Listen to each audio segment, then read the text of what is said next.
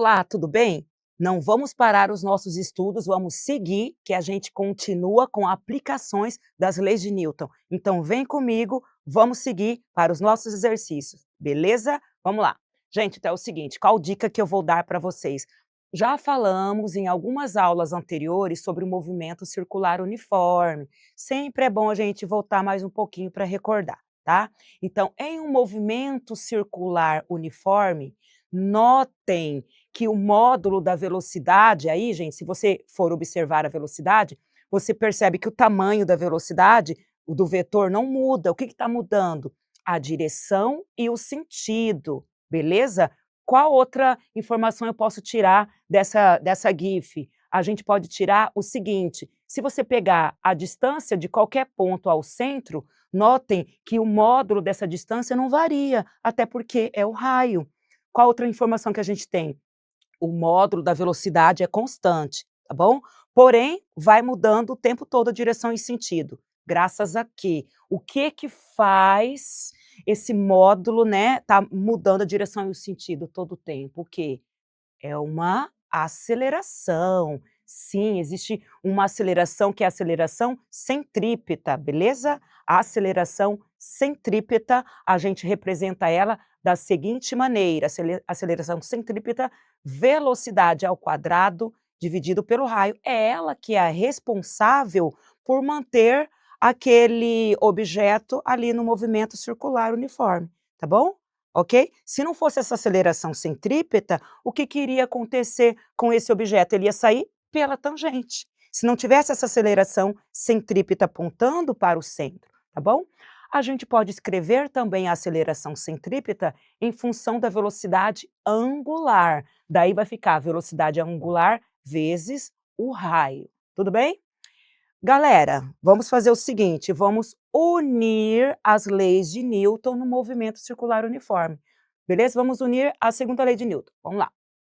Então, a gente sabe, física, meu amor, lembra, ó? Segunda lei de Newton, força resultante igual a massa vezes aceleração.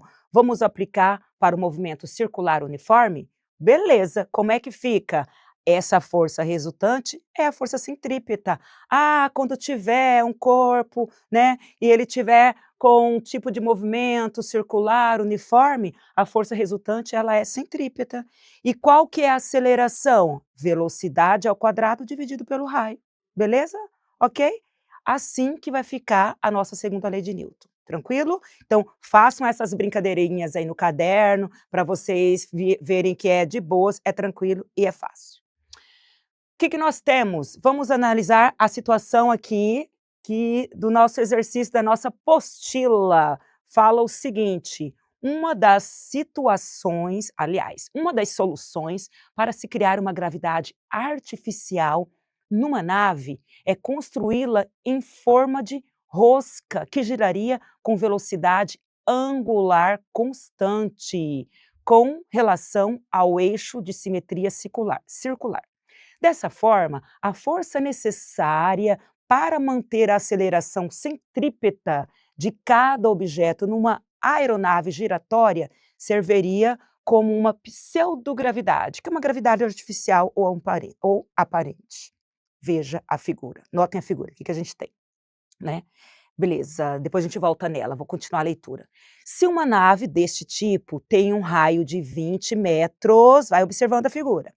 Qual deve ser sua velocidade angular para que um tripulante sentisse uma gravidade igual à da superfície da Terra, considerando 9,8 metros por segundo ao quadrado? Marque a alternativa com a resposta correta, beleza? Então, vamos lá. Gente, nesse tipo de exercício, o que nós temos? Nós temos uma situação onde nós temos essa estação espacial que ela gira, vai olhando a figura, e você tem aí o eixo de rotação, tá? Então ele vai girando, vai girando, vai girando, vai imaginando essa situação. O que acontece? Notem, olhando para essa pessoa, para esse astronauta, que no momento cada vez mais que vai girando, a parede da estação espacial, ela se comporta como chão. Estão percebendo? A parede se comporta como o chão, porque você tem uma velocidade ali e você tem um movimento que de acordo com a velocidade angular, tá? Que eu estou querendo calcular, ok? Nessa situação, a parede da estação, ela vai aplicar uma força normal na pessoa, no astronauta. E o que que ele quer que a gente quer ele o que que ele pede para você nessa situação? Ele quer que você calcule a velocidade angular para que uma pessoa nessa situação, nessa estação, ela sinta uma aceleração da gravidade próximo, aliás, né, próximo à da superfície da Terra, que é um valor conhecido, 9,8 metros por segundo ao quadrado. Vocês estão conseguindo imaginar essa situação?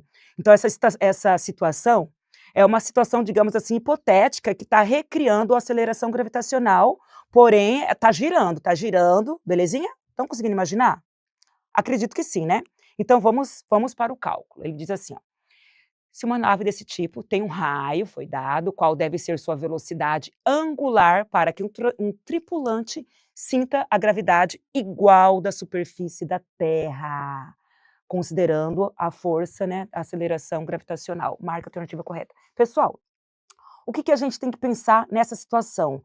Que nós temos aí uma aceleração, né, que é a aceleração centrípeta, temos a aceleração da gravidade que tem que ser igual, pessoal, tá? Temos que, né, analisar essa situação, porque foi isso que ele disse. A aceleração da gravidade, ela precisa ser igual à aceleração centrípeta. Essa é a condição que foi dada no enunciado. Simplesmente isso. E quem é a aceleração centrípeta em função da velocidade angular? Ômega ao quadrado vezes o raio. Só isso, Roseli, só isso. O que que eu preciso fazer? No lugar de G, eu vou substituir por 9,8, foi dado. Eu conheço o valor do raio? Sim, também conheço o valor do raio. Só substituir? Sim, gente, é tranquilo, você vai fazer a substituição na fórmula. Fazendo a substituição, você colocou no valor de G 9,8, no lugar de raio você substituiu por 20. Da onde eu tirei esse resultado? Esses valores do enunciado. E agora, pessoal, agora é tranquilo, né? Eu quero calcular a velocidade angular, esse 20 que está multiplicando passa dividindo, certo? Você vai fazer essa divisão, vai encontrar 0,49, vai retirar a raiz quadrada. Então, você vai ter a raiz quadrada de 0,49. Você concorda que é a mesma coisa que você fazer 0,7 vezes 0,7? Sim, porque 0,7 vezes 0,7 é 0,49. Só isso já deu a resposta? É? Sim, pessoal, somente isso é a nossa resposta, tá? Beleza? Vamos continuar? Nós temos o quinto exercício nosso, ele diz o seguinte, vamos lá, o Muro da Morte. Eu vou ler um pouquinho rápido, tá bom? Porque esse aqui é um pouquinho longo. Já vimos isso antes, mas o Muro da Morte, da Índia, nunca deixa de impressionar e surpreender. Abaixo, tirada da série Fotos Eyewitness do Guardian, um homem realiza a façanha incrivelmente perigosa durante Jiri Mila, na Índia, uma feira realizada todo mês de novembro, em memória de um fazendeiro que se matou diante de exigências injustas de um proprietário, tá? E aí nós temos aí uma foto representando essa situação, que é o Muro da Morte. Vamos ver o enunciado, comando do exercício. Agora sim, ele fala assim, ó, considerando que a elevação da pista seja 45 graus. Em relação ao plano horizontal, que acelera... beleza. Beleza. Que a aceleração da gravidade local é 10 metros por segundo ao quadrado e que o atrito seja nulo quando a trajetória tiver raio de 12,1 metros. Qual a velocidade, né, do corajoso piloto? E é isso, gente, essa situação que nós temos. Notem, imagine isso daí. Isso daí, quando o piloto ele estiver nesse tipo de velocidade, ele vai estar fazendo um movimento circular. Tá? Movimento circular uniforme, onde todo o movimento vai estar nesse plano X, tudo bem? Porque ele falou que a força de atrito é nulo, tá bom? E o carro não vai estar caindo, beleza? Então a gente vai estar analisando esse tipo de situação, tá bom? Então, vamos analisar mais um pouquinho, vamos lá?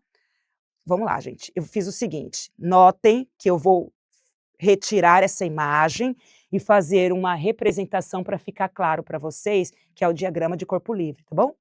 Então, nessa figura, eu coloquei um plano inclinado e ele disse que esse teto é 45 graus e nós temos o carro.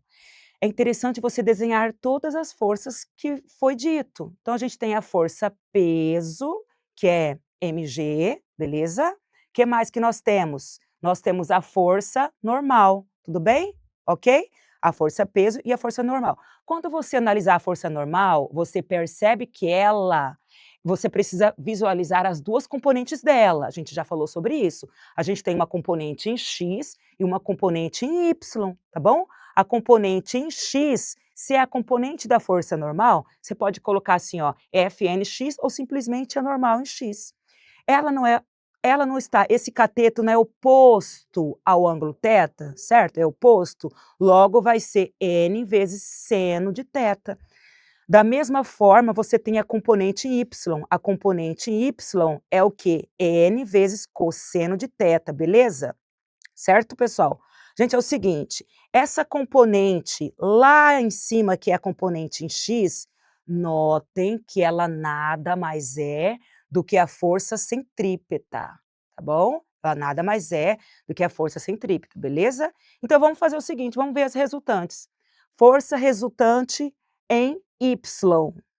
Ele disse, o que que acontece nessa situação? Tem movimento em y, gente? Movimento é apenas no plano X, tá bom? No eixo X. Em Y nós não temos.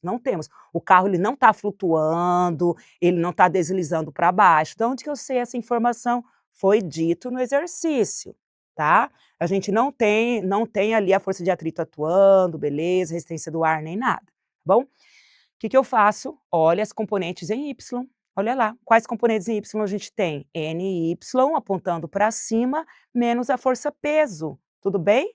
Beleza? E agora, o que que eu fiz, Roseli? O que que a gente fez? Simplesmente eu substituí. NY vocês já sabem fazer, já estão cansados, né? Nada mais é do que N cosseno de θ, e peso é a massa vezes a gravidade. Belezinha? Tranquilo demais, né? Bora analisar agora em X? Vamos analisar? Força resultante em X. Opa, aqui tem movimento, né? Sim, exatamente. E qual é a resultante? É a aceleração centrípeta, beleza? É a força centrípeta, é a nossa resultante.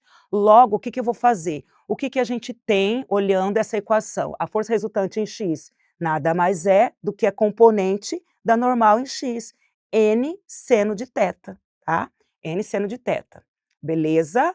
E ali eu só coloquei nx, ainda nem substituí. Quem é a nossa aceleração? Centrípeta, velocidade ao quadrado dividido por raio. Fazendo as nossas substituições devagar, passo a passo, o que que a gente pode fazer? Agora você vai parar aí, ó. Parou. O que que eu quero calcular? Vocês lembram? A gente quer calcular a velocidade desse piloto.